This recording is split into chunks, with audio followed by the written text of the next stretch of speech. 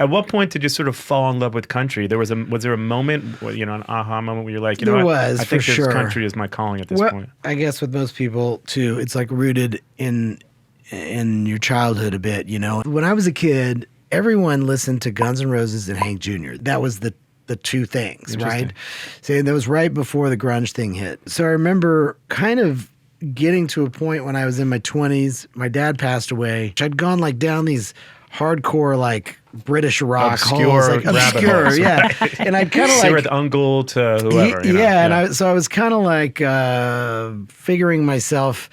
Kind of wanting more, I'd kind of found all the bands, even though I hadn't, but I in my mind.